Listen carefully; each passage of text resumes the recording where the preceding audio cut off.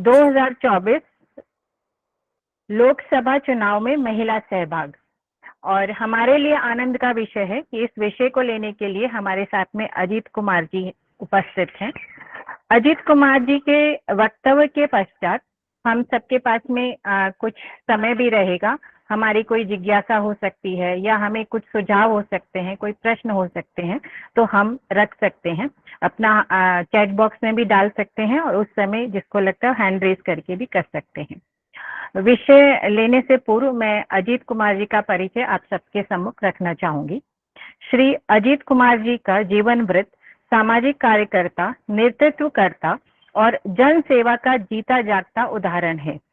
श्री अजीत कुमार जी, जो कि इलाहाबाद विश्वविद्यालय से वाणिज्य में स्नातक हैं, ने अखिल भारतीय विद्यार्थी परिषद के विद्यार्थी कार्यकर्ता के रूप में अपना जीवन वाराणसी की जीवंत अकादमिक भूमिका से प्रारंभ किया और परिषद के संगठनात्मक नेतृत्व का विस्तार नेपाल तक किया।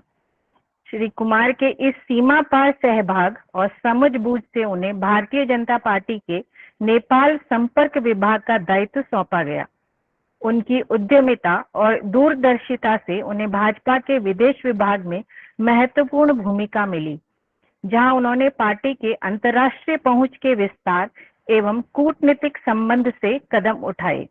वर्तमान में आप नीति एवं चुनाव शोध में गहनता से जुड़े हुए हैं, जिससे उनके व्यापक अनुभव एवं रणनीतिक दृष्टि का उपयोग राजनीतिक विश्लेषण एवं रणनीति निर्माण में हो रहा है। इस क्षेत्र में उनका योगदान प्रत्यक्ष और प्रभावी राजनीतिक अभियान में हो रहा है। इसके अतिरिक्त वे भारत सरकार के शिक्षा मंत्रालय के, जिसको हम एनबीटी कहते हैं, राष्ट्रीय पुस्तक ट्रस्ट के ट्रस्टी का दायित्व भी संभाल रहे हैं। इस दायित्व से वे साक्षरता, शिक्षा एवं ज्ञान के देश भर में विस्तार में रत हैं। श्री अजीत कुमार जी का बहुआयामी व्यक्तित्व राष्ट्रीय एवं अंतर्राष्ट्रीय मंचों पर जन सेवा में उनकी चिरस्थायी प्रतिबद्धता एवं महत्वपूर्ण प्रभाव को दर्शाता है। अब हमारा जो आज का इस सप्तम जो विमर्श का विषय है, उस विषय को लेने के लिए मैं आदरणीय अजीत कुमार जी से निवेदन करूंगी कि अपना वक्तव्य हम सबको प्रदान करें। अजीत जी। नमस्ते, सबको नमस्कार। इस विमर्श में मुझे बोलने के लिए, बुलाने के लिए, अपने विचार को शेयर करने के लिए आप लोगों ने मौका दिया, इसके लिए बहुत बहुत धन्यवाद। वैसे मुझे अचानक कुछ दिन पहले हमारे अखिल भारतीय प्रचार प्रमुख संघ के उन्होंने बताया कि आपको कुछ शेयर करना है। मैं डेटा मैकेनिक्स पर काम करता हूँ, डेटा कलेक्ट करता हूँ कि हर विषय से लेकर के और इलेक्शंस में उसको कैसे यूज किया जा सकता है, इस पर काम करता हूँ। तो जब भी मेरे पास विषय आया, ममता दीदी से बात हुई, तो मैंने इस पर कुछ काम किया, कुछ रिसर्च किए, कुछ अपने दोस्त जो काम करते हैं उनको भी इस काम में लगाया और कुछ जानकारी इकट्ठा करने की कोशिश की। मैं वैसे ही सब महिला विषय का एक्सपर्ट नहीं हूँ, मेरे पास जो जानकारी है मैं आप लोगों को शेयर करता हूँ। इसमें कुछ भी जो भी अगर समझने की जरूरत होगी या कुछ क्लियर नहीं होगा तो आप बाद में उसको प्रश्नों के माध्यम से क्लियर करेंगे। अभी कुछ नहीं हो पाएगा किसी वजह से, जो मेरे पास डेटाज नहीं होंगे, तो मैं बाद में भी ममता दीदी के माध्यम से आप सबों तक पहुंचाने की कोशिश करूंगा। एक पूरा ये जो चुनाव राजनीति और चुनाव राजनीति से भी ज्यादा मेरा फोकस चुनाव पर है कि चुनाव का प्रोसेस क्या है और हम लोग इस चुनाव को किस तरह से देखते हैं। या हमारी जो डेमोक्रेसी है, हमारे डेमोक्रेसीज में मैं ममता दीदी से बात करने के बाद जो समझ पाया, तो मुझे लगा कि इसका टॉपिक मैं ये देना चाहता था कि women's votings behaviour Indian democracies में क्या है, वो किस तरह से वोट कर रही हैं, वो जब मतदान केंद्र पर जाती हैं तो उनके दिमाग में क्या क्या बातें होती हैं, क्या सोच करके वोट देती हैं। अब हमारे देश में इतने दिनों से आज चलते चलते जो पहला जनरल इलेक्शंस हुआ था उसमें 8% महिलाओं ने वोट दिया था। इस बार कोई 64.2% महिलाओं ने वोटिंग किया है। हमारे देश में आज के आंकड़ों के हिसाब से कुल 97 करोड़ 96 पॉइंट कुछ 7 करोड़ मतदाता हैं और कुल 64 करोड़ लोगों ने मतदान दिया है। 64 करोड़ मतदान में महिलाओं ने कम से कम 31.2 करोड़ मतदान किया है। ये बड़ा हाईएस्ट नंबर है। इसके पहले जो यदि हम 4 इलेक्शन का कंपैरेटिव स्टडी करें, 2004, 2009, 2014, 2019 और आज 2024 का, तो 2015 लोकसभा बनी थी हमारे देश में, वहां से महिलाओं में एक अपने इशू को लेकर, अपने विषय को समझते हुए वोटिंग पैटर्न को बदलने की स्थिति दिखाई देने लगी थी। 1914 में मनमोहन सिंह सरकार ने जब एक मनरेगा करके पॉलिसीज ले आई थी, उस पॉलिसी के कारण एक बहुत बड़ा वोटिंग बिहेवियर्स, जो असंगठित क्षेत्र में काम करने वाले लोग हैं, मजदूर हैं, उनको जो कुछ 100 दिन के काम का जो मुआवजा मिला, उसके आधार पर उनके वोटिंग परसेंटेज में तेजी से विकास हुआ। 14 में जब नई सरकार बनी, श्रीमान नरेंद्र मोदी जी के नेतृत्व में सरकार बनी, तो पहले से ही इस देश में मैं 2-3 स्टेट्स के जिक्र करूंगा। एक, नरेंद्र भाई मोदी की मुख्यमंत्री बने 2002 में, और उसी के आसपास नवीन पटनायक उड़ीसा के चीफ मिनिस्टर बने। इसके बाद 2003 या 4 में शिवराज सिंह चौहान, 2005 में संभवतः शिवराज चौहान मध्य प्रदेश में बने, और 2003 में रमन सिंह। तो पहले प्राइम मिनिस्टर मोदी के दिमाग में था कि हमारा जो स्टेट होगा, सरकार चलाने के जो पैटर्न है उसमें क्या है कि हम स्टेट को पॉलिसी सेंट्रिक्स बनाएंगे, पॉलिसी ड्रिवन स्टेट। किसी भी समस्या को, मान लो देश में कोई भी समस्या हो, कि महिलाओं की समस्या हो, एजुकेशन की समस्या हो, हेल्थ की समस्या हो, सुरक्षा की समस्या हो, या इंफ्रास्ट्रक्चर की समस्या हो, तो इसको दूर करने के लिए पार्लियामेंट से हम कानून बनाकर उसको पॉलिसीज के फ्रेमवर्क में फिट करते हैं। तो उस समय हमारे देश के गुजरात के चीफ मिनिस्टर श्री नरेंद्र मोदी ने यह नारा दिया पहला, कि state policy driven state, policy से स्टेट चलेगा, और जो पॉलिसीज बनेगी वो विकास के प्रक्रिया में सबसे अंतिम में जो खड़ा हुआ व्यक्ति है, यानी जो गरीब आदमी है, उसके आधार पर बनेगी। तो policy driven state and poor centric policies, ये 2 उनका नारा था। इस आधार पर उन्होंने 2-3 काम किए कि गवर्नेंस, एजेंडा ऑफ गवर्नेंस क्या है। एजेंडा ऑफ गवर्नेंस में यह है कि मैक्सिमम लोगों तक 10 पॉइंट को कैसे पहुंचाया जाए, उनको उसका कैसे लाभ मिले, जिसमें 3 तो उसकी निजी आवश्यकता से जुड़ी हुई चीजें हैं, रोटी, कपड़ा और मकान, उसको रहने की जगह, तन ढकने का कपड़ा और पेट भरने के लिए रोटी। और चौथा सार्वजनिक रिक्वायरमेंट है, जिसमें बिजली, सड़क, पानी, ये 6 हो गए। तीसरा लॉ एंड ऑर्डर, यानी सुरक्षा। अब तीसरा 3 और पॉइंट है जिसमें आदमी के उससे जुड़े हुए, उसके जीवन से जुड़ा हुआ सवाल है, जिसमें पढ़ाई, दवाई, सिंचाई और जस्टिस और सुरक्षा, न्याय और सुरक्षा।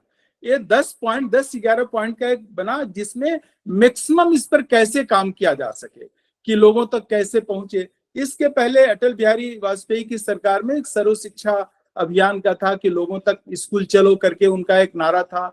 और उन्होंने एक और बनाया कि हमारे देश में, अमेरिका में 1960 में वहां हाईवेज बनना शुरू हुए थे।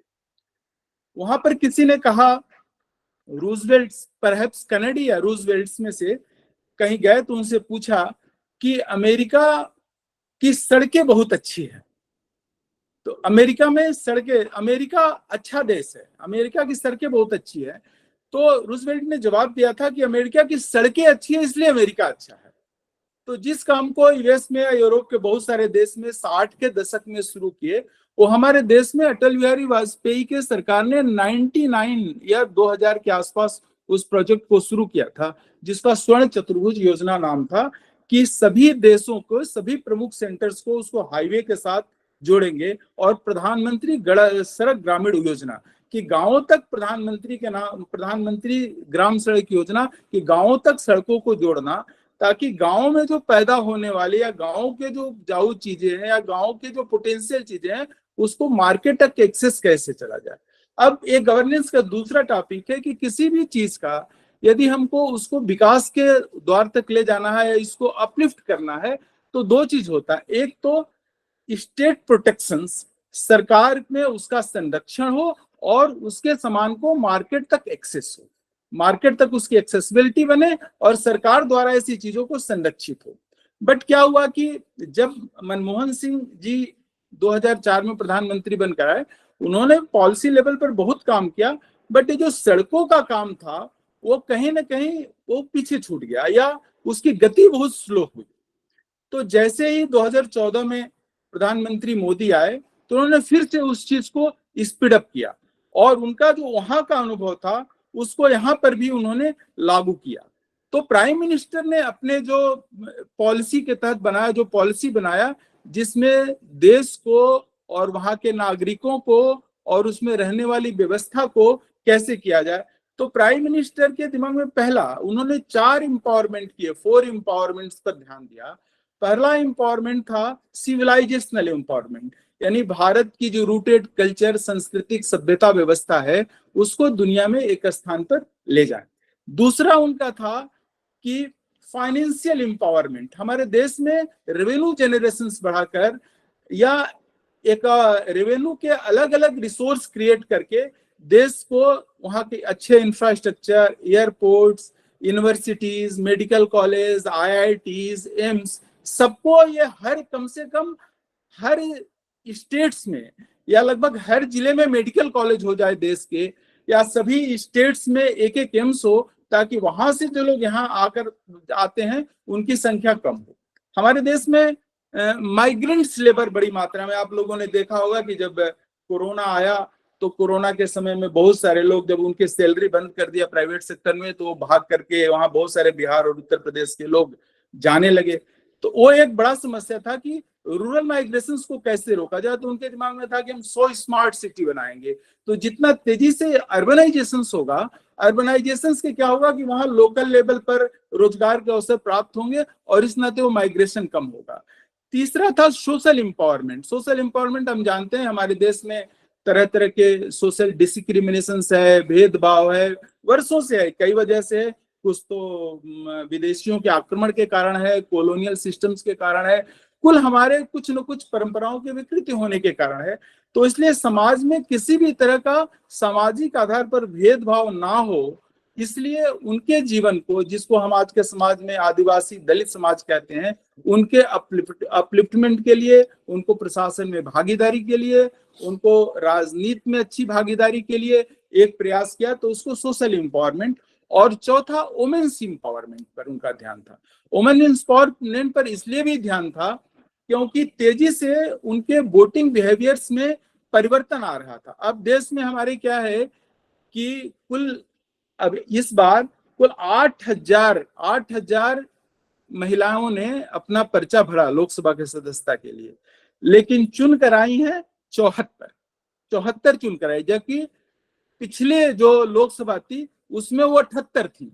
तो 4 सीट इस बार कम हुई है। उनकी संख्या पिछले लोकसभा में 78 थी, इस बार 4 हो गई है।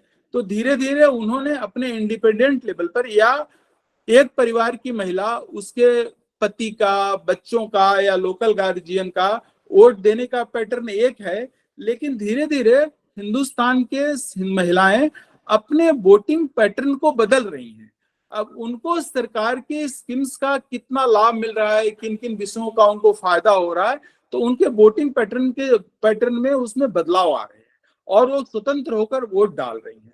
तो वुमेन पैटर्न पर था। अब यह है कि हमारे देश में इतना बड़ा पार्लियामेंट है जिसमें 525 मेंबर ऑफ पार्लियामेंट है, उसमें चुन करके केवल 74 महिलाएं हैं, जबकि वो वोट लगभग बराबर दे रही हैं। 33 करोड़ वोट दे रहे हैं, लेकिन संख्या उनकी बहुत कम है। तो इस नाते इस बार अभी पार्लियामेंट में वुमेन्स को पार्लियामेंट में 33% रिजर्वेशन मिले, पास हो गया है बिल, लेकिन अभी तक वो एक्शंस में नहीं आया है। शायद इस पार्लियामेंट में जो नया डिलिमिटेशंस बढ़ेगा, हमारे देश की जनसंख्या भी बहुत बढ़ गई है और जनसंख्या के हिसाब से जो हमारे प्रतिनिधि हैं वो सभी तरह के रूरल समस्याओं को दूर करने में दूर नहीं कर पाते हैं, उनके ऊपर वर्कलोड बहुत रहता है। इस नाते उसको बढ़ाने का प्रावधान है कि उसको संख्या को 800 किया जाए। हमारे जो नया पार्लियामेंट देश में बना है सेंट्रल विस्टा, उसकी की भी कैपेसिटी बढ़ने 800 लोगों के बैठने की है, तो उस हिसाब से भी कितना बनेगा ये तो आगे का विषय है। लेकिन उन्होंने पार्लियामेंट में ये बिल पास कर दिया है कि आगे जो हमारे देश में चुनाव होगा 2029 में, उस समय वोमेन्स मेंबर की संख्या कम से कम 33% रहेगी। अब आगे से देखेंगे कि हमारे यहाँ पिछले 2014 के चुनाव में, तो 2014 से लेकर के 14 के चुनाव में हमारे देश में कुल 16 ऐसे स्टेट थे जिनमें महिलाओं ने पुरुषों से ज्यादा वोट किया है। 2024 में महिलाओं ने 19 स्टेट में पुरुषों से ज्यादा वोट किया है, यानी वोमेन इलेक्टोरेट्स पुरुष इलेक्टोरेट से मतदान अपना ज्यादा कर रही हैं। तो ऐसे 19 स्टेट है, जिसमें 3-4 बड़े स्टेट्स हैं। हमारे पास ये डाटा है अभी, ये है, इसमें उत्तर प्रदेश है, बिहार है, अरुणाचल प्रदेश है, आसाम है, ये दादर नगर हवेली है, हिमाचल प्रदेश है, झारखंड है, केरला है, लद्दाख है, मणिपुर है। ये डेटा मैं भेज दूंगा, नंबर बताने से क्या है, मैं डेटा ममता दीदी को भेज दूंगा, वहां से आपको मिल जाएगा। ये मैं भेज नहीं पाया। 19 ऐसे स्टेट है जहां महिलाओं ने पुरुषों से ज्यादा मतदान किया है। केवल एक ऐसा स्टेट है केरल, जहां से कोई भी वुमेन मेंबर ऑफ पार्लियामेंट चुन करके नहीं आई। एक बीजेपी की वो थी महिला, शोभा जी थी, उन्होंने काफी अच्छा, काफी कम वोट से वो रह गई वहां पर, बट वो हार गई फिर भी। लेकिन केरल एक ऐसा स्टेट है जहां से कोई भी महिला चुन करके नहीं आई है। उत्तर प्रदेश से बीजेपी से कुल इस बार के चुनाव में, ये वो कहाँ है ये वाला जो पॉलिटिकल पार्टी वाइज है, हाँ ये, हाँ 2024, तो 2024 के चुनाव में बीजेपी ने कुल 69 महिलाओं थे, 69 वुमेन्स को टिकट दिया था, जिसमें 31 चुन करके आई हैं। कांग्रेस ने 41 लोगों को टिकट दिया था, जिसमें 13 लोग चुनकर आए हैं। तृणमूल कांग्रेस का बहुत अच्छा है। तृणमूल कांग्रेस ने 12 महिलाओं को टिकट दिया था, जिसमें 11 महिलाएं चुन करके आई हैं। ये है। 2-3 स्टेट्स ने महिलाओं के लिए बड़ा अच्छा, जैसे बिहार में जब नीतीश कुमार जी आए तो उन्होंने क्या किया कि जितने भी गर्ल्स स्टूडेंट थे जो कॉलेज गोइंग मतलब +2 में जो लड़कियां जाती थी, उनको सबके लिए ड्रेस और साइकिल दिया, पहली बार उन्होंने दिया। इसका क्या कारण हो कि बिहार के महिलाओं के वोटिंग पैटर्न में बहुत तेजी से परिवर्तन आया। अब बिहार में लगातार, मैं 20 के चुनाव को बहुत करीब से देख रहा था वहां के, तो बिहार के विधानसभा चुनाव में 2020 के विधानसभा चुनाव में 3% महिलाओं ने पुरुषों से ज्यादा वोट किया था। ये है ना, 11, वेस्ट बंगाल में 11, और ये है ये इलेक्शन कमीशन के जो भी डाटा है उसमें से 2019 में बीजेपी ने 52 महिलाओं को टिकट दिया था, जिसमें से 6 चुनकर आई थी केवल। ईसीआई डाटा, बीजेपी 69, 43% ओन, जो 43% जीत कर आई है महिलाएं। फील्डेड 56, इसमें 41 चुनकर आई। हाँ, बीजेपी ने 56 महिलाओं को टिकट दिया था, जिसमें 41 चुनकर आई। ये स्ट्राइक रेट है 73.2%। और कांग्रेस ने 41 महिलाओं को टिकट दिया था, जिसने 13 चुनकर आई, उनका स्ट्राइक रेट है 34%। और तृणमूल कांग्रेस ने 24 में 12 महिलाओं को टिकट दिया था, नहीं 12 महिलाओं को टिकट दिया था, जिसमें 11 महिलाएं चुनकर आई थी। 99% स्ट्राइक रेट है। महिलाओं का कायम है। महिला जो वोटिंग पैटर्न है बंगाल में, ममता बनर्जी का, जैसे हम हर स्टेट का, हर पॉलिटिकल पार्टी के हर स्टेट का यदि हम एक डेटा निकाले तो वहां का सेंट्रल थीम क्या होता है वोट का, तो जो बंगाल में सेंट्रल थीम है ममता बनर्जी के पक्ष में, वो 3M माना जाता है। ममता खुद, क्योंकि वुमेन लीडर्स हैं, और मुस्लिम्स, वहां 30% के आसपास माइनॉरिटी पॉपुलेशन है, तो 30% माइनॉरिटी पॉपुलेशन है, वो बहुत ही स्ट्रिक्ट ममता बनर्जी के साथ इंटैक्ट रहता है काफी। वो पहले जो होता था, जब वामपंथी लोग लंबे समय तक 25 साल तक वहां सरकार में थे, तो उसमें कुछ 10% काफी समय उनके साथ इंटैक्ट रहता था, लगभग 20% के आसपास, बाकी वोट उनका बढ़ता था। लेकिन पिछले चुनाव से, यानी 2014 के इलेक्शन से, जो काफी महिलाएं वो उनके साथ इंटैक्ट रहती हैं। तो महिला, ममता और मुस्लिम्स माइनॉरिटी, ये 3 फैक्टर है जिस पर वहां पर वोट पड़ता है। वहां बीजेपी का वोट पैटर्न है कि वहां दलित समाज, जो कभी बांग्लादेश से आया था, उसको मतुआ कहते हैं, वो उनको अभी भी वो नागरिकता के लिए अपनी लड़ाई लड़ रहे हैं। एक जो नागरिकता बिल हमारे देश में आया है, उसका एक बड़ा कारण वो भी है कि वो बरसों से रह रहे हैं, उनको नागरिकता ही नहीं मिल रही है, नागरिकता के लिए वो कर रहे हैं। तो उस समाज के रहने वाले लोग 2019 में लगभग 80% भारतीय जनता पार्टी को वोट किए थे। और वो एक वहां का एक जंगल महल एरिया है जिसमें पुरुलिया, बांकुड़ा, बीरभूम और झारग्राम, ये 4 डिस्ट्रिक्ट आते हैं। कुल वहां के वो कुल 80% एक राजवंशी वहां सोसाइटी होता है। मुझे लग रहा है कि वो एसटी कम्युनिटी में आता है। उनका एक बड़ा वर्ग 80-90% वो बीजेपी को मिलता है। इस बार वो कम हुआ है, इस बार के इलेक्शंस में। उसका परफेक्ट डेटा अभी आया नहीं है, वो आने पर मैं आप लोगों के साथ शेयर कर दूंगा। आगे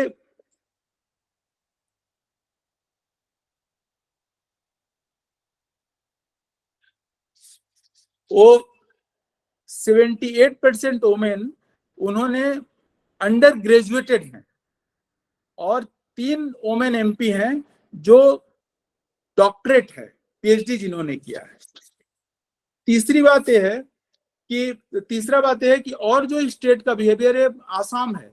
आसाम में जो फर्स्ट डिवीजन करने वाली वोमेन्स हैं, उनको वहां के चीफ मिनिस्टर ने एक्टिवा स्कूटी देने का वो किया है, जिसके नाते वहां भी वोटिंग जो परफॉर्मेंस है महिलाओं को पुरुषों की अपेक्षा काफी ज्यादा है। तो मैं ये कहना, इस बात पर कहना चाहता हूं कि एक जो है, जो भी डेमोक्रेसी है, डेमोक्रेसी में गवर्नेंस इस इशू में फोकस है। गवर्नेंस फोकस है तो उसमें 3-4 चीजें हैं। हम मानते हैं कि जहां पर डेमोक्रेसी है, वहां पर उस देश में उपजे हुए जो विभिन्न तरह के डिवाइड्स हैं, उनको ब्रिज करने का एक मैकेनिज्म है। वो हम पॉलिसी के द्वारा, प्रोग्राम के द्वारा, प्लानिंग के द्वारा उसको ब्रिज करने की कोशिश करते हैं। हमारे देश में 5 डिवाइड है, जिसको लगातार प्रयास करके, जब डिवाइड्स देश में ज्यादा रहते हैं तो उनके कंफ्लिक्ट वहां पर आतंकवाद की, लॉ एंड ऑर्डर की, या क्रिमिनल एक्टिविटीज की, या लूट की, या क्राइम्स की तेजी से संख्या बढ़ती है। पहला डिवाइड्स है सोशल डिवाइड्स। सोशल डिवाइड्स हम कह सकते हैं जो हमारे देश में जाति की प्रॉब्लम्स है, जातियों को लेकर के है, ऊंचा नीचा जो भी है। दूसरा डिवाइड है इकोनॉमिक डिस्पैरिटी, सोशल डिस्क्रिमिनेशन और इकोनॉमिक डिस्पैरिटी। जब लोगों के आय वर्ग में काफी अंतर होता है, कुछ लोगों की आय बहुत ज्यादा है, कुछ लोगों की बहुत कम है, तो एक समाज में अनावश्यक ही जेलस पैदा होता है, जिसके कारण सोसाइटी कंफ्लिक्ट की तरफ बढ़ती है। तो इस कंफ्लिक्ट को रोकने के लिए उनको पॉलिसी पे लाने की जरूरत है कि उस सोशल डिवाइड को कम सके। वैसे हमारे नए इंडेक्स के हिसाब से 12% लोगों को मोदी गवर्नमेंट ने गरीबी रेखा के ऊपर ले गया है अपने इन पॉलिसीज के द्वारा। चौथा बड़ा पॉइंट, चौथा डिवाइड से जो भाषा का होता है कि हम एक भाषा भाषी को, एक भाषा बोलने वाले को दूसरे भाषा बोलने वाले उनके स्टेट में उसको थोड़ा नीचे दृष्टि से देखते हैं। ये बोलते हैं, ये भोजपुरी बोलते हैं, ये मराठी बोलते हैं, ये बंगाली बोलते हैं। तो एक लिंग्विस्टिक डिवाइड है। इसको कारण भी भेदभाव बड़े मात्रा में होता है, खास तौर से माइग्रेंट्स लेबर जब एक जगह से दूसरे जगह पर काम करने जाते हैं तो इनको इसका करता है। या हम टूरिस्ट के रूप में भी कहीं दूसरे स्टेट में जाते हैं तो कई बार भाषा की भिन्नता के कारण हमको इसको शिकार होना पड़ता है। हालांकि सरकार ने जो एक लिंग्विस्टिक एजुकेशन में प्लान बनाई है उसको इस ब्रिज को दूर करने की कोशिश की है। चौथा डिवाइड है ज्योग्राफी डिवाइड, कि कोई पहाड़ पे रहता है, कोई जंगल में रहता है, कोई प्लेन में रहता है, कोई अर्बन एरिया में रहता है, कोई रूरल एरियाज में रहता है, कोई मेट्रो में रहता है, कोई सिंपल में रहता है, कोई म्युनिसिपल उसमें रहता है, कोई गांव में रहता है, कोई मोहल्ले में ऐसे रहता है। तो ये ज्योग्राफिकल डिवाइड है। इस ज्योग्राफिकल डिवाइड में भी वुमेन्स पार्टिसिपेशन को या बाकी लोगों के पार्टिसिपेशन को या रिजर्वेशन के द्वारा उसको दूर करने की कोशिश की है। दूसरा जेंडर डिवाइड, जेंडर डिवाइड से क्योंकि बता रहे हैं कि महिलाएं 31 करोड़ वोट कर रही हैं, लेकिन उनकी पार्लियामेंट में जो मेंबर प्रतिनिधि हैं वो केवल 74 है। तो अब इसको तो समानता से, क्योंकि पैट्रियार्ची सोसाइटीज है तो हाँ पितृसत्ता की सोसाइटी है तो उनको नहीं मिलता है, इसलिए सरकार ने उसको पॉलिसी से दूर करने के लिए कोशिश किया है। कि जैसे जब हमारे देश में बहुत ज्यादा दलित विमर्श था या आदिवासी विमर्श था उस समय 32 में थोड़ा सा एक है कि जब हमारे देश को कई भागों में बांटने के लिए प्लान बना, कभी सेकेंड राउंड टेबल कॉन्फ्रेंस 32 में एक कॉमनल अवार्ड आया जिसको मैकडोनाल्ड वहां के प्रधानमंत्री थे लेकर आए, जिसमें उन्होंने दलितों के लिए और माइनॉरिटी समाज के लिए, खासतौर से मुस्लिम माइनॉरिटीज के लिए सेपरेट इलेक्टोरेट बताया। सेपरेट इलेक्टोरेट में था कि वहां से मुस्लिम खड़े होंगे और मुसलमान ही वोट करेंगे, वहां से दलित खड़े होंगे, दलित ही वोट करेंगे।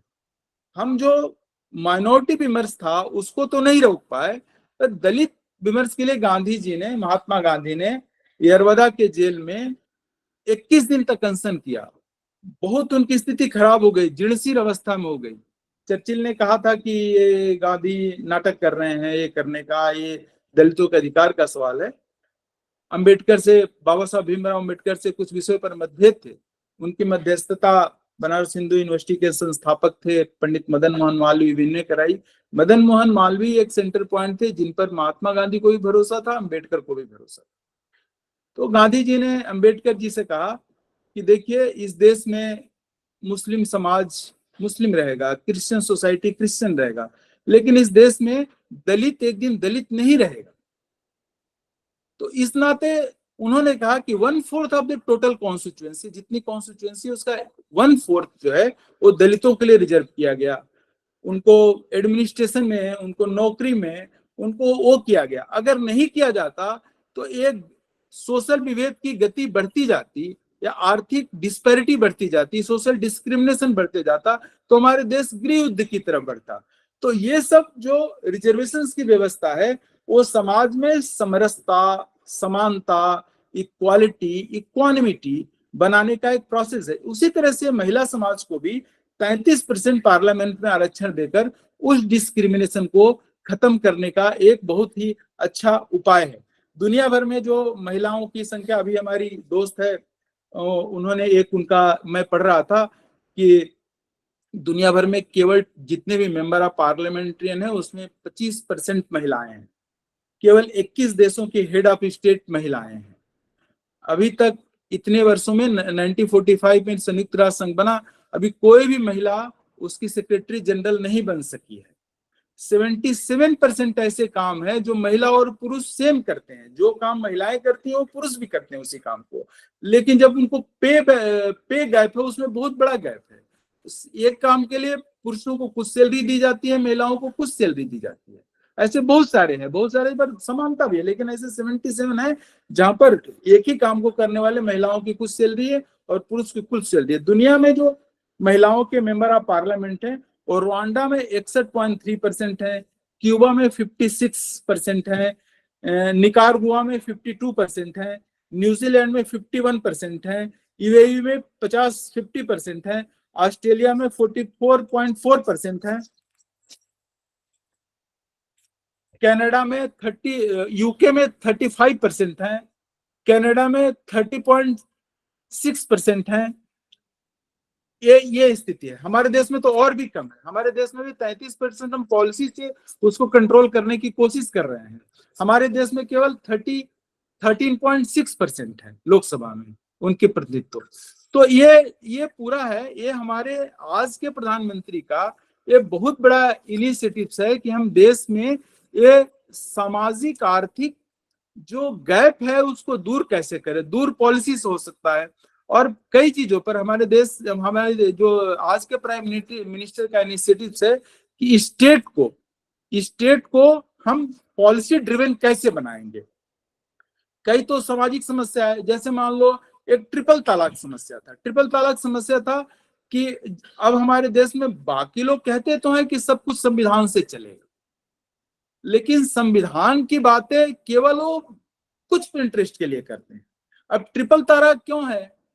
ट्रिपल तलाक में आप सबको पता होगा कि 86 में एक मुकदमा था साहबानों को सुप्रीम कोर्ट ने ये दिया कि उसके शौहर को तलाक के बदले उनको गुजारा भत्ता देना पड़ेगा 300 रुपए महीने। ये संविधान सम्मत निर्णय था। लेकिन हमारे देश में जो कुछ लोग जो भारत के इलेक्टोरेट पैटर्न को इन्फ्लुएंस करते हैं, कुछ जाति, कुछ धर्म, कुछ सोसाइटी, कुछ भाषा, ये स्वाभाविक रूप से जो वोटिंग पैटर्न है या वोटिंग बिहेवियर्स है उसको डिस्टर्ब करते हैं। तो इसलिए उस समय के मुस्लिम समाज के जो मौलाना लोग हैं वो राजीव गांधी पर दबाव बनाए, और दबाव बनाने के कारण वो 300 रुपये का एक 70 साल की महिला को गुजारा भत्ता देने की बात थी उसके शौहर द्वारा, उसको पार्लियामेंट से सुप्रीम कोर्ट के डिसीजन को बदल दिया।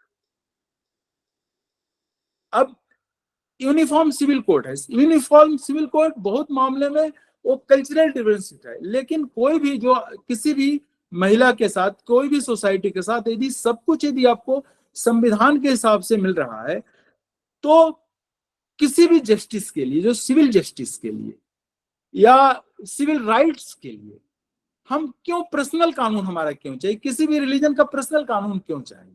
यूनिवर्सल कानून क्यों नहीं? एक देश में कानून हो जिसमें सभी वर्ग, सभी धर्म, सभी सोसाइटी के उससे ड्रिवन होते हो। तो इस तरह के क्योंकि कुछ सोसाइटी में कुछ जो बड़े इलेक्शन इन्फ्लुएंसर्स हैं, वोटर्स इन्फ्लुएंसर्स हैं, वो सरकार को अपने नीतियों पर उनके द्वारा बनाए हुए ड्रेकोनियन लॉ पर चलने के लिए विवश करते हैं। उसको प्राइम मिनिस्टर ने कानून के द्वारा बदलने की कोशिश की है, जिसका उन्होंने नाम दिया है कि policy driven states. State policy से चलेगा, और सभी से पीछे खड़ा हुआ आदमी किसी भी समाज का, जेंडर के द्वारा, समाज के द्वारा, अर्थ के द्वारा, ज्योग्राफी के द्वारा या भाषा के द्वारा है, उसको मेन पैटर्न में लाने के लिए उसको सभी प्रकार के जो अधिकार होते हैं उसे वंचित ना किया जाए, और किसी कुछ कठमुल्ला टाइप के या कुछ इस तरह के लोगों के दबाव में उस निर्णय को ना लिया जाए, उस निर्णय को ना बदला जाए। इसलिए बहुत सारे उसमें काम किया। उसमें से एक है महिलाओं को 33% आरक्षण पार्लियामेंट में देना, ताकि उनकी संख्या उसमें चुन करके बड़ी मात्रा में आए, और ताकि वो अपने लिए अपने डिमांड कर सके कि उनको किस चीज की जरूरत है, उनको आगे बढ़ने के लिए कौन से कानून की जरूरत है, वो अपने बारे में आत्मनिर्णय का अधिकार करने का अधिकार उनको हो सके। तो ये पूरे चीजों में, 4 चीजों में कि समाज में एक तो क्या है कि एक समाज समरस हो। हमारा देश, मैं अपने प्रधानमंत्री के बारे में मेरा 3 ऑब्जर्वेशन है। 3 ऑब्जर्वेशन में लोगों को बताता हूं कि हर प्राइम मिनिस्टर के अंदर कुछ विशेषता थी।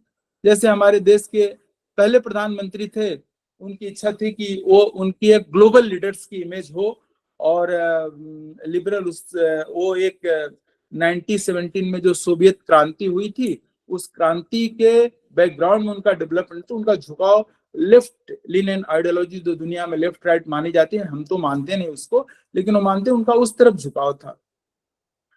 जो हमारे देश के दूसरे प्रधानमंत्री बने, उनको लगता था कि देश में साइंटिफिक डेवलपमेंट और जो उत्पादक है, उत्पादक की संख्या, जो उत्पादन करते हैं, जिनके वजह से बहुत सारे लोगों के घरों में चूल्हे जलते हैं, उनका कैसे एम्पावरमेंट होगा, जवान और किसान। हमारे अटल बिहारी वाजपेयी, उसके बाद मुरारजी आई, बाकी बीच में इंदिरा जी जो थी, इंदिरा जी का मतलब था कि हमारे देश में एक गलत पैटर्न पर देश का बंटवारा हुआ था। ये बंटवारा हुआ था कि हम मानते थे कि जो मुस्लिम और हिंदू दो नेशनलिटीज है एक साथ नहीं रह सकते, इस नाते दो देश बनना चाहिए, और बंटवारा हो गया। उस चीज को इंदिरा गांधी ने 1971 में इससे प्रूफ किया कि Pakistan divided on the basis of religions, और हमारे देश में आज एक सेकुलरिज्म पैटर्न कहते हैं। तो सभी जितने भी सेकुलर लोग हैं वो एक बात पर कंसेंसस बनाए, एक बात पर सहमति बनाए कि इस देश को धर्म के आधार पर बांट दिया जाए। Secular has decided to divide the country on the basis of religions. Indira ji ने उसको इस मामले में प्रूव किया कि वो बांग्लादेश में 10 करोड़ लोग जो थे, उन्होंने पाकिस्तान की जो राष्ट्रीय भाषा थी वो उर्दू थी। उर्दू को पाकिस्तान में केवल 8% लोग बोलते थे।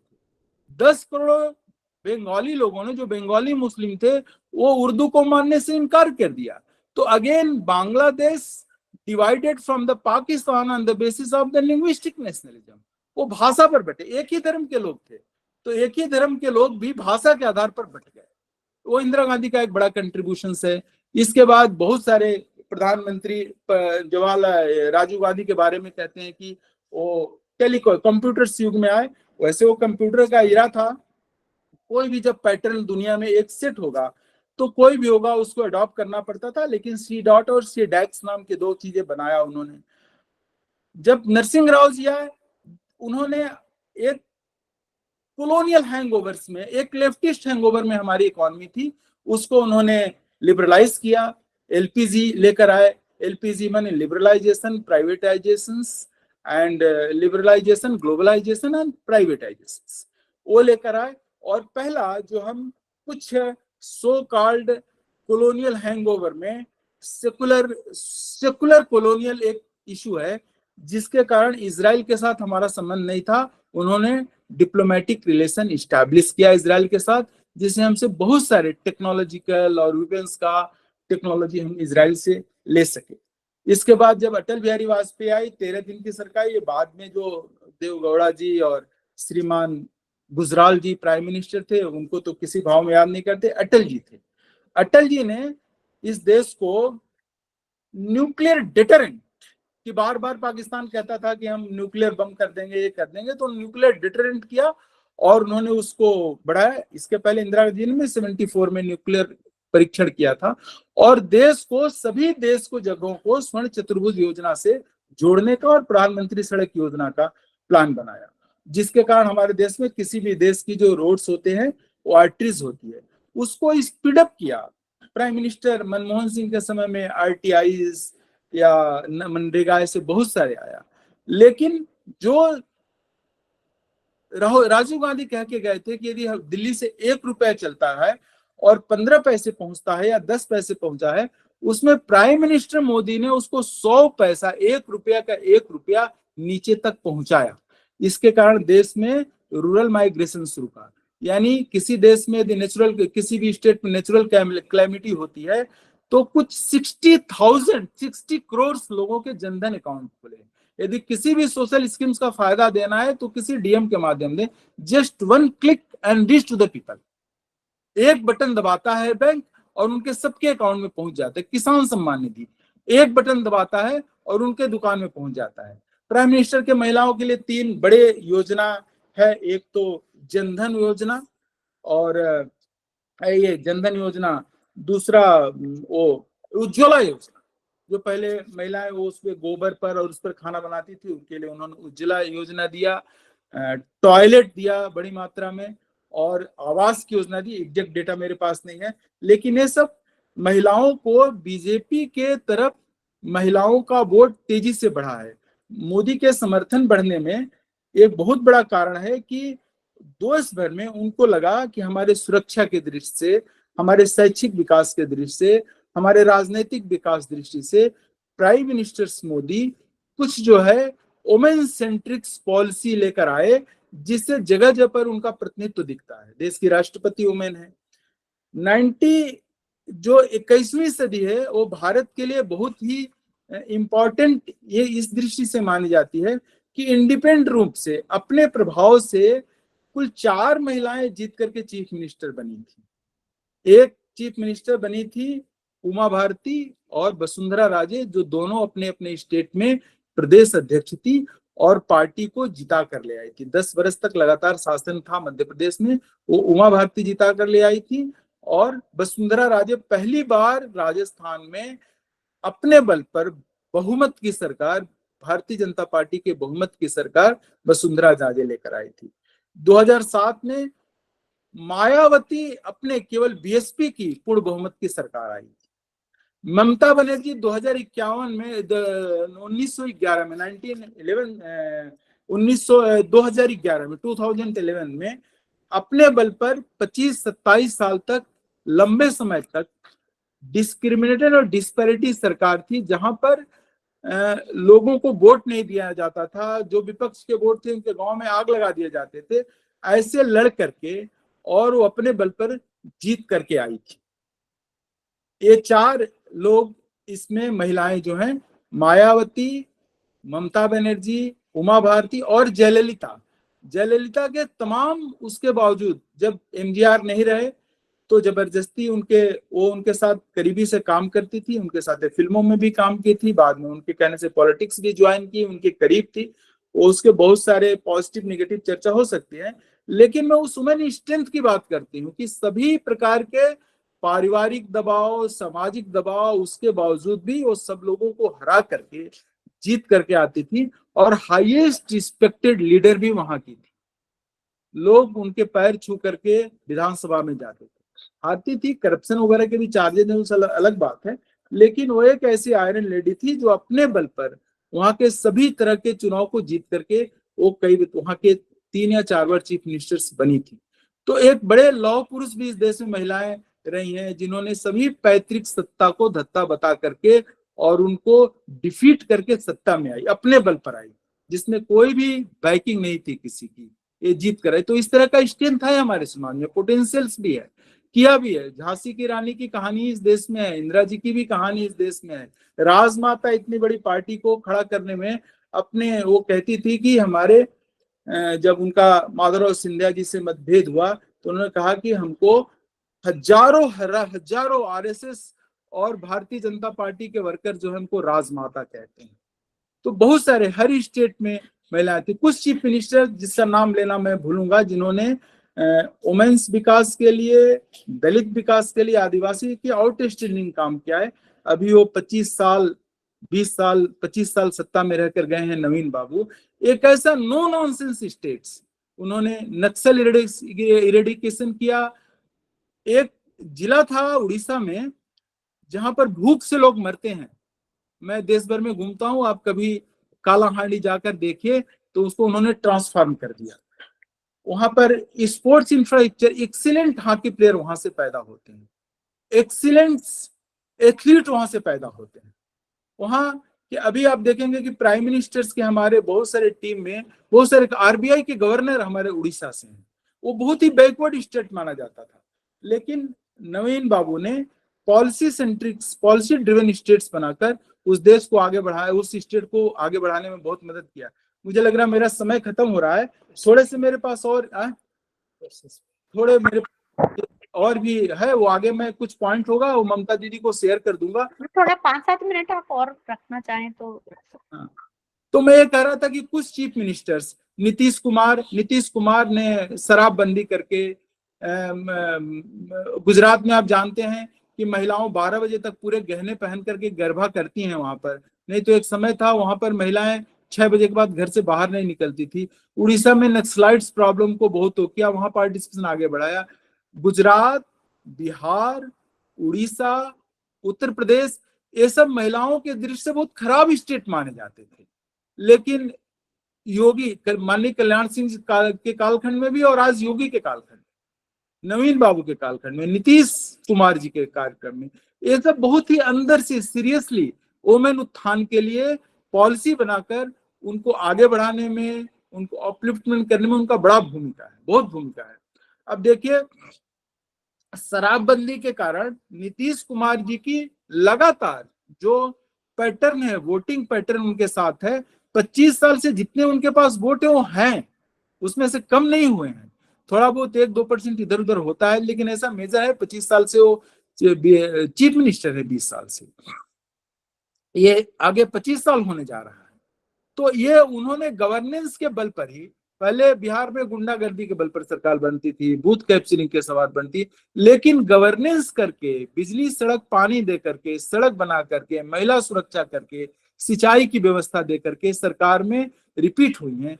और खास तौर से एक ट्रैक रिकॉर्ड एनडीए के जो गवर्नमेंट है उनके पास ज्यादा है, उन्होंने ज्यादा सरकारें रिपीट करके आए हैं। प्राइम मिनिस्टर तो 12 साल चीफ मिनिस्टर है, इसके बाद इलेक्ट हुए, इसके बाद दूसरी बार प्राइम मिनिस्टर बहुमत के साथ इलेक्ट हुए, इस बार बहुमत कम है, फिर भी बीजेपी के इतिहास में थर्ड लार्जेस्ट विक्ट्री। पहला लार्जेस्ट विक्ट्री 19 में था, उसके पहले लार्जेस्ट विक्ट्री 14 में था, इसके बाद 24 में थर्ड लार्जेस्ट विक्ट्री है। और 15 साल तक सत्ता के बाहर रहने के बावजूद भी a lot of anti-incumbency, a lot of social issue, a lot of propaganda कि 400 आएगा तो दलित आरक्षण खत्म हो जाएगा, प्रोपेगेंडा करने के बावजूद भी कांग्रेस पार्टी का थर्ड वर्स्ट परफॉर्मेंस है। यानी अभी भी वो 100 की संख्या पार नहीं कर पाए हैं। मैसेज तो ये जाता है कि जैसे वो 100 में से 99 होता है, वो 525 में से 99 सीट आई है। इसके बावजूद भी थर्ड वर्स्ट परफॉर्मेंस करके अब बड़े स्मूथली अलाइज बीजेपी के साथ है। उन्होंने कोई शर्त नहीं रखा, उन्होंने स्पीकर के लिए शर्त नहीं रखा, उन्होंने कोई बड़े मिनिस्ट्री के लिए शर्त नहीं रखा, जो प्राइम मिनिस्टर के हाथ में पूरा दे दिया और कहा कि केवल स्टेट के कंड्यूसिव इन्वायरमेंट में उनके प्रोग्रेस के लिए, उनके डेवलपमेंट के लिए, उनके इंफ्रास्ट्रक्चर के लिए। वैसे भी प्राइम मिनिस्टर इस मामले में बहुत समदृष्टि हैं, सभी स्टेट को समान दृष्टि से देखते हैं, सभी जगह से। जैसे उनके एक दो निर्णय से आप समझ सकते हैं कि जब वो पद्म भूषण या पद्म विभूषण अवार्ड देते हैं तो क्या होता है, जब वो भारत रत्न देते हैं तो क्या होता है, जब वो हाईएस्ट कॉन्स्टिट्यूशनल पोस्ट पर लोगों के लिए चुनते हैं तो उनका दृष्टिकोण क्या होता है, जब वो अपने प्राइम मिनिस्टर की टीम बनाते हैं तो उसमें किस तरह के लोग होते हैं, जब वो नए नए चीफ मिनिस्टर को चांस देते हैं कि पहली बार चीफ मिनिस्टर बनाया मनोहर लाल खट्टर जी को हरियाणा में, पहली बार one of the honest chief minister, पहली बार चीफ मिनिस्टर बनाया उन्होंने योगीनाथ आदित्यनाथ को, उनको किसी मिनिस्ट्री चलाने का अनुमान, लेकिन he is the man of governance बन गए, मैन ऑफ डेवलपमेंट बन गए, उन्होंने लॉ एंड ऑर्डर को बिल्कुल ठीक कर दिया। पहली बार उन्होंने चांस दिया Devendra Fadnavis, one of the excellent chief ministers. पहली बार उन्होंने चांस दिया उत्तरांचल में पुष्कर सिंह धामी को, यंगस्टर्स स्मार्ट लीडर थे, स्टूडेंट मूवमेंट से आए थे, वो सरकार रिपीट करके ले आए। ऐसे वो अभी उन्होंने एक आदिवासी के बेटे को चुना है, मोहनलाल मांझी को, उड़ीसा में। अभी उन्होंने एक मध्य प्रदेश में आउट ऑफ बॉक्स डिसीजन लिया है, सामाजिक समीकरण को ध्यान में रखते हुए बनाया है। उन्होंने छत्तीसगढ़ में भी आदिवासी एक चीफ मिनिस्टर बनाया है। ऐसे एक उनके जो देखने का दृष्टिकोण है, आप देखेंगे जब निर्णय लेते हैं, जब वो कैबिनेट बनाते हैं, जब अपने चुनते हैं, तो हर तरह के लोगों को ध्यान में रखते हैं, हर समाज के लोगों को ध्यान में रखते हैं, हर आय वर्ग के लोगों को ध्यान में रखते हैं, प्रोफेशनल को ध्यान में रखते हैं, एग्रीकल्चर किसानों को ध्यान में रखते हैं, लेबर को ध्यान में रखते हैं, यंगस्टर्स को ध्यान में रखते हैं। ये सब ध्यान में रहकर वो देश के सर्वांगीण विकास के लिए। मैं अपने प्राइम मिनिस्टर के बारे में बताता हूं कि 3 चीज है उनमें। एक तो उनके अंदर कहीं ना कहीं बहुत ही इनर सेल्फ में, उनके आत्मा में एक ऑनेस्टी है, ईमानदारी से सब चीजों को देखने की आदत है। कुछ गलत सही निर्णय लेते होंगे, सबसे होती है, उसकी मैं जिक्र नहीं करूंगा, लेकिन उनके अंदर एक ईमानदारी है। और जो पिछड़े हुए, जो हर दृष्टि से समाज में, चाहे वुमेन्स हो, चाहे दलित हो, चाहे आदिवासी हो, चाहे बिल्कुल आर्थिक वर्ग से पिछड़े हुए लोग हों, सबके लिए उनके मन में एक करुणा है।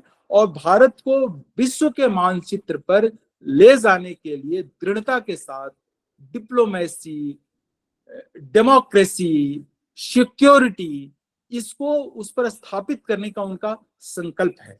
मैं भारत के राष्ट्रवाद को इस तरह से व्याख्यात करता हूं कि समृद्धि, भारत की समृद्धि, भारत की सुरक्षा माने बॉर्डर की सुरक्षा, इंटीरियर सिक्योरिटी, जो लोकल गुंडागर्दी लॉ एंड ऑर्डर प्रॉब्लम होता है, वो सामाजिक समरसता, समाज के सभी वर्गों के बीच में जो भेदभाव है उसको खत्म करना। तो secure prosperity, security and equality, इसको लेकर उनका बड़ा कमिटमेंट है। ये उनके पॉलिसी में, उनके निर्णय में, उनके वक्तव्य में, उनके काम करने के तरीके में देखने में आता है। मैं जितना समझ पाया, पता नहीं कैसा रखा हूं, आप समझिएगा। मुझे आप लोगों ने अवसर दिया, इसके लिए बहुत बहुत धन्यवाद। आगे भी अगर कुछ बात होगी, कुछ प्रश्न होगा, तो मैं उसको समाधान करने की कोशिश करूंगा। बाद में भी कुछ होगा इस विषय से संबंधित, कोई भी महिलाओं से संबंधित किसी तरह का डेटा चाहिए तो मेरे मैसेज मुझे टेक्स्ट कर सकते हैं, दीदी के पास मेरा नंबर है, या और भी जो भी कम्युनिकेशन के तरीके हैं उस माध्यम से हमको सूचित कर सकते हैं। धन्यवाद। हाँ, धन्यवाद अजीत जी। आज का विषय आपने बहुत ही रुचिकर बना दिया, और विशेषकर जो आपने बताया कि भाई 19 राज्यों में महिलाओं ने ज्यादा वोट किया, तो ये हमारे लिए तो बहुत ही आश्चर्य की बात है, क्योंकि हम लोग अभी तक ऐसा मानते थे कि हाँ महिलाएं करती हैं, लेकिन अधिक करेंगी, ये मतलब ये हमारे लिए आश्चर्य की बात है। तो कुछ लोगों के प्रश्न, आपने जब विषय शुरू किया तभी से कुछ लोगों के हाथ हैंड रेज होने लग गए थे, तो कुछ उससे पहले मैं जो चैट बॉक्स में कुछ प्रश्न है वो मैं आपसे पूछ लेती हूँ। मनीषा जी कोठेगर का एक प्रश्न है कि चुनकर आई महिलाओं में कितनी महिलाएं पहली बार खड़ी हुई है? चुनकर आई महिलाओं का साधारण आयु वर्ग क्या है? उनका दूसरा प्रश्न है, चुनकर आई महिलाओं में से कितनी महिलाओं के परिवार राजनीतिक परिवार हैं? हाँ, ये हाँ, आप मैं कितनी लड़ी ये तो बताना, मुझे नई कितनी लड़ी बताना मुश्किल। 8,000 कुछ महिलाओं ने दिया है, लेकिन 43 न्यू वुमेन, हाँ 43 नई महिलाएं चुनाव लड़ी थी। एवरेज उनका एज 50 है, और पहली बार 41 चुनकर आई है। हाँ, पॉलिटिकल फैमिली से 41 चुनकर आई हैं, और राज परिवारों से, माने जो राजा होते हैं वहां से 4 लोग चुनकर आए हैं, और समान बैकग्राउंड से 29 है। ये भी आश्चर्य की बात है हमारे लिए। एक नीतारी चौबे का एक प्रश्न है कि डॉक्टर सुचेता कृपलानी उत्तर प्रदेश की मुख्यमंत्री थी, उनके विषय में जानकारी वो कुछ दे सकते हैं, रख सकते हैं क्या? मेरे पास अभी ठीक से उसके बारे में जानकारी नहीं है, मैं सुपरफिशियल दे पाऊंगा। मैं जानता हूँ मेरे जो सहायक बैठे हैं वो मुझे कुछ निकाल करके नोट दिए हैं। सुचेता कृपलानी अंबाला में पैदा हुई थी 1908 में, और उनका एजुकेशन जो है वो इंद्रप्रस्थ कॉलेज दिल्ली यूनिवर्सिटी से हुआ था, और वो बनारस हिंदू यूनिवर्सिटी वो कॉन्स्टिट्यूशनल हिस्ट्री वो कैरियर प्रोफेसर थी बनारस हिंदू यूनिवर्सिटी में 1939 तक। इन 36 ही मैरिड आचार्य कृपलानी। 36 में उनके शादी हुई थी, और Congress party member and prominent freedom fighter, she became member of the Congress party. Congress party की मेंबर वो 1938 में बनी, and serve as a secretary for 1.5 year to the foreign department and women sections. Role in India independence movement. Kripalani achieved participated in the Indian independence movement in the 1940 that included her involvement in the 1942 Quit India movement. She evaded arrest from the government, though she was eventually arrested in 1944 and was detained for the years. Contribution to the constitution making. In 1946, Kripalani was elected to the Constituent Assembly from the United Province. She was a member of Flag Presentations Committee. Was presented the first Indian flag before the Constituent Assembly. Later contributed as a staunch Gandhian.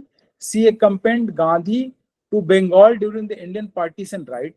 Kripalani played a crucial role in the rehabilitation of the refugee during the partition of India. She served as a secretary to the Relief and Rehabilitation Committee set up by the Congress Party. Kripalani was born on the first woman parliamentarian in the independent India.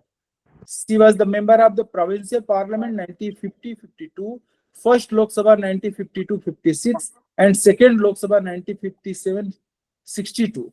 She had a successful... ठीक है अजीत जी, बाकी तो लोग फिर पढ़ लेंगे इसमें से, है ना? अगले क्वेश्चंस देख लेंगे तो अच्छा। जी जी। एक और प्रश्न है प्रीति जी गोयल का, how many women candidates have got graduated from local self government to state government and then Lok Sabha by using the 33% reservation at local level which started in 1990? Local elections में, हाँ, लोकल से म्युनिसिपल इलेक्शंस और state और panchayat state election से फिर हाँ लोकसभा नहीं है दीदी मेरे पास डेटा। आई विल सेंड, मैं करके, ये मेरे ध्यान में आया नहीं था, मैं केवल लोकसभा को ध्यान में रख के ही वो किया था। एक प्रतिभा जी जोशी का है कर्नाटक से कि अगर महिला चुनाव लड़ना चाहती है तो उनकी तैयारी किस प्रकार रहनी चाहिए? हाँ, ये होता है क्या है इस मामले में, क्योंकि अब तो क्या है कि मान लो पॉलिटिकल पार्टी के कंपल्सन्स होंगे आने वाले समय में 29 में कि उनको 33% लोगों को देना है।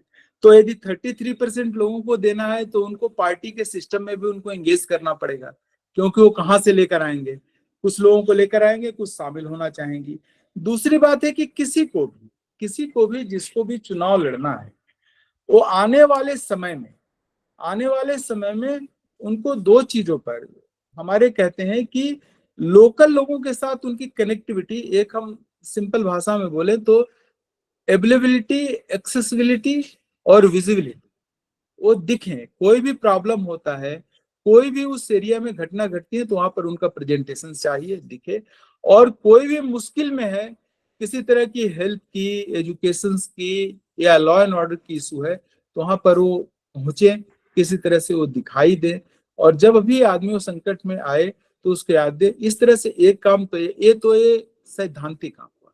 तीसरा कि उनको बूथ लेवल का रिकॉर्ड्स रखना चाहिए, वहां एक हर बूथ पर एक 3-4 लोगों की कमेटी बनानी चाहिए, ताकि 1-2 वुमेन्स को जरूर उसमें रखना चाहिए, ताकि उनका भी पार्टिसिपेशन बढ़ेगा, और जो लोग हैं जिसको आपने बनाए हैं उनको चेक भी हो सकता है। कि अभी भी ये माना जाता है कि जब किसी काम को, मतलब बहुत सारे सरकार के एडमिनिस्ट्रेशन के या कॉम्पिटिटिव में देते हैं कि जब हम किसी महिला को कोई काम सौंपते हैं या सौंपते हैं तो बहुत ही उनकी जो इफिशियंसी और डिग्निटी और ऑनेस्टी लेवल वो बाकी तुलना में ज्यादा दिखाई देती है। तो इस नाते जब कमेटी बनेगा तो उसमें 1-2 यदि महिलाओं को उस कमेटी में रखेंगे तो वो जो करना चाहती हैं या जिस लेवल पर उनको जानकारी चाहिए या जिस लेवल पर वहां पर डिप्लॉयमेंट चाहिए उसको करने में ज्यादा सुविधा हो।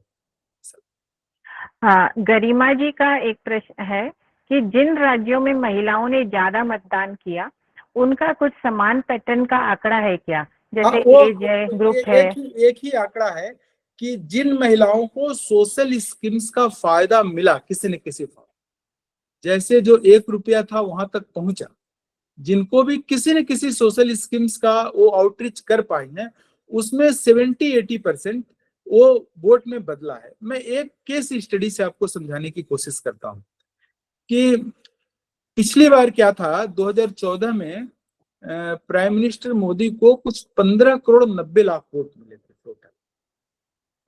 और 2024 में जब हम एक रिसर्च ऑर्गेनाइजेशन के लिए कंसल्टेंसी कर रहे थे, वो इनडायरेक्ट रूप से बीजेपी को या किसी के लिए कर रहे थे, बट मैं इंडिपेंडेंट एक रिसर्च ऑर्गेनाइजेशन है जिसका सीधा कोई भारतीय जनता पार्टी से संबंध नहीं है, हम उसके लिए कंसल्टेंसी कर रहे थे। तो एक प्रोग्राम दिया गया था कि जितने भी लोग को सोशल स्कीम्स का फायदा मिला है, जितने भी लोगों को, वहां पर बीजेपी के लोग जाकर ऐसे 22 करोड़ लोग थे जिनको किसी न किसी 22 करोड़ कुछ थे जिनको सोशल स्कीम्स का फायदा मिला था, उनके घर पे दीपक जलाना था। ये भारतीय जनता पार्टी के उसमें एक अध्यक्ष का आदेश था कि ऐसे जिनको भी, हमारे पास एक लाभार्थी लिस्ट भी मेरे पास भी है कि कितने लोगों को सोशल स्कीम्स का फायदा मिला है, तो जिनको भी सोशल वहां जाना था। और ऐसा बताते हैं कि बीजेपी को उस चुनाव में कुल 38% वोट मिले थे और 23 करोड़ वोट मिला था, और 2 करोड़ के आसपास 2 करोड़ वोट मिला था बीजेपी के एलाइज पार्टनर को, 25 करोड़ वोट मिला था। इस बार वो कोशिश कर रहे थे कि उनको 41% वोट मिले और लगभग वो 30 करोड़ लोगों तक आउटरीच करें, क्योंकि 30 करोड़ लोगों तक सोशल स्कीम्स का फायदा मिला है।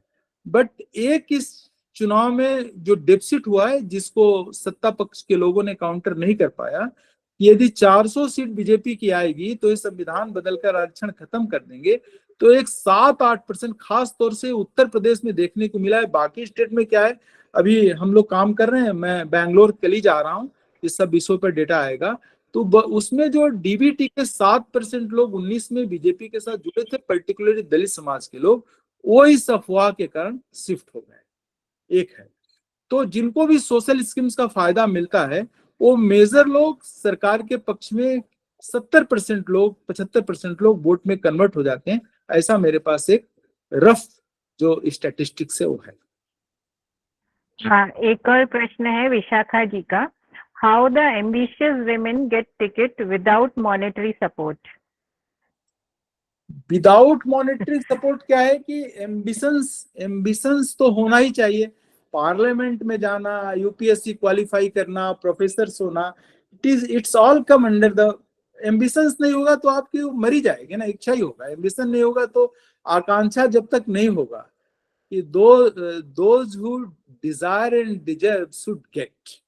यदि आपकी इच्छा है और आपने अपनी इच्छा को डिजर्व के लेवल तक ले गई हैं, तो आपको वो चीज मिल जाएगा। और मॉनेटरी सपोर्ट से है कि अभी ये कॉमर्शियल युग है and everything decided by the market forces, market decides. तो लेकिन बहुत जगह है, बहुत ऐसे उदाहरण है कि बहुत कम पैसे करके भी चुनाव जीते हैं।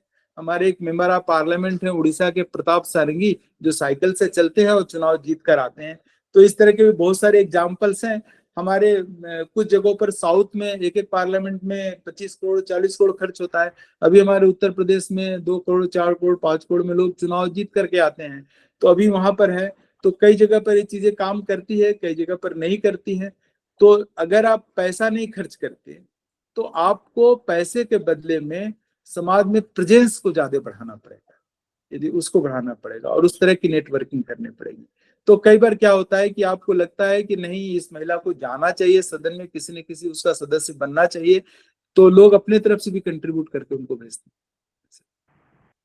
हैं। प्रश्न अभी बहुत सारे आ रहे हैं, सबको लेना अभी मुश्किल है। गीता ताई हमारे बीच में है। गीता ताई गुंडे पहले अखिल भारतीय संयोजिका रहे। हाँ, हम सबके मार्गदर्शक हैं। ताई से अनुरोध है कि हम सबको मार्गदर्शक रूप में आशीर्वचन प्रणाम। प्रणाम गीता ताई।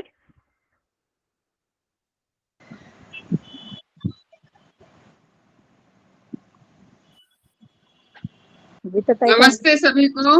नमस्ते गीता ताई, मैं अजीत हूँ। नमस्ते अजीत जी, अच्छा रहा।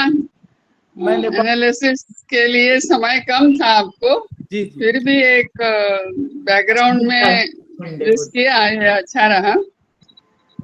मुझे ऐसे लग रहा है कि ये आपका सब सुनने के बाद में, या पहले भी मेरे मन में ऐसे कई प्रश्न रहे हैं, तो उसमें से कुछ आए भी थे।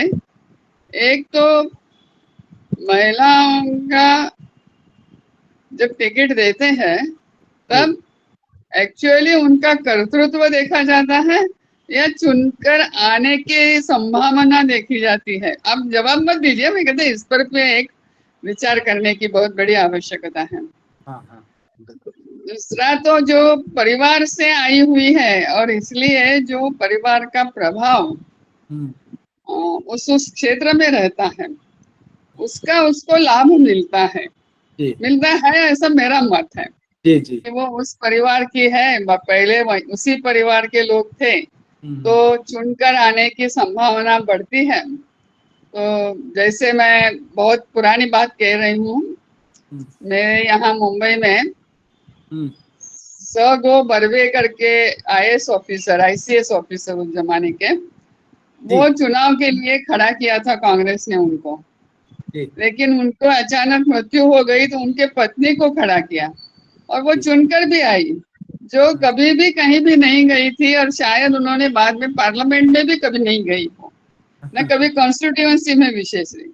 तो ये जो हमारे भारतीय मानसिकता है, ये थोड़ी सी सहानुभूति की एक रहती है, इस प्रकार से भी कुछ फैक्टर्स आते हैं। मुझे लगता है उस पर भी अपनी भारतीय मानसिकता का एक विचार होना चाहिए। और एक लगा मुझे कि आपके एनालिसिस में उत्तर भारत का विश्लेषण ज्यादा आया, दक्षिण भारत का विश्लेषण तुलना में कम आया है। और ऐसा देखा जाता है इतने सालों से, तो चुनाव के ओर हम देख ही रहे हैं। तो दक्षिण भारत में वुमेन वोटिंग परसेंटेज कितना है, क्योंकि यहाँ पढ़ी लिखी महिलाओं का प्रमाण ज्यादा है। प्रोग्रेसिव स्टेट्स जिसको कहा जाता है, उन स्टेट्स में पैटर्न क्या रहा, एक। दूसरे, उन स्टेट्स में स्टेट लेवल पर लीडरशिप का अभाव। मैं बिल्कुल महाराष्ट्र से शुरू करती हूँ, केरल से उदाहरण आपने एक दिया ही है। कर्नाटक की अभी एक मिनिस्टर बनी है जो रूट लेवल से काम करते हुए आगे आई है। जी जी। तो ऐसे लोकसभा में तो मिल जाएंगे, लेकिन स्टेट इलेक्शंस में वुमेन लीडरशिप या वुमेन पार्टिसिपेशन, ये भी मुझे मेरे ख्याल से एक अभ्यास का विषय बनना पड़ेगा, क्योंकि प्रोग्रेसिव स्टेट्स होते हुए भी वहां पर महिला नेता का अभाव दिखता है। जी। अभी तो काफी फर्क भी आ गया है, जैसे पुरंदरेश्वरी देवी है कि स्वयं वो एक नेता है, इस प्रकार से है। ऐसे कुछ है, निर्मला सीतारामन एक ऐसे है कि किसी भी परिवार की नहीं है, लेकिन उसके कर्तृत्व से वो आगे बढ़े हैं। एक इसका भी एनालिसिस कुछ न कुछ होने की आवश्यकता लगती है। बिल्कुल। और आपने बहुत अच्छा किया, कहा कि 29 की तैयारी शुरू करनी चाहिए जी। हमारे जैसे सामाजिक संगठनों का भी मुझे लगता है ये जिम्मेदारी हो जाती है कि हम महिलाओं को इस तरह से कैसे जागरूक कर सकते हैं। बिल्कुल। वो हमने ये जी जी, आप बताइए, आप बताइए दीदी। कट गए। हेलो।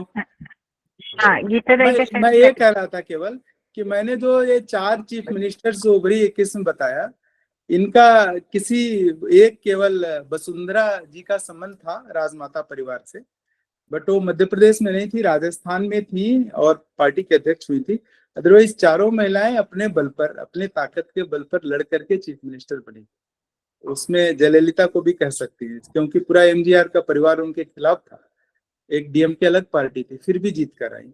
और वोमेन्स में दक्षिण में केवल केरल ने ज्यादा मतदान किया है महिलाओं ने, बट वहां से कोई मेंबर ऑफ पार्लियामेंट महिला चुन करके नहीं आई है केरल। ये है। अजीत जी, समय की अपनी एक सीमा है। हालांकि विषय ऐसा है कि अभी ये 1 घंटा और चल सकता है। जिस तरह से प्रश्न आ रहे हैं चैट बॉक्स में और जिस तरह से हाथ भी उठा रहे हैं, लेकिन जैसा मैंने कहा कि समय की अपनी सीमा है। आगे अगर ऐसा विषय रहेगा तो जरूर हम आपको बुलाएंगे और आगे इस विषय को और पूरा करेंगे। मैं धन्यवाद के लिए अरुणा जी सारस्वत को अनुरोध करूंगी कि आप धन्यवाद दें। अरुणा दीदी दृष्टि की अध्यक्ष हैं। नमस्ते अरुणा दीदी। ये वो है क्या, म्यूट है? सभी लोगों को मेरा नमस्कार। और अजीत भाई, आपने तो आज इतना आई ओपनिंग बातें बताई है जो हमारे लिए, हम सोच भी शायद नहीं पा रहे थे कि इस दिशा में भी सोचा जाना चाहिए।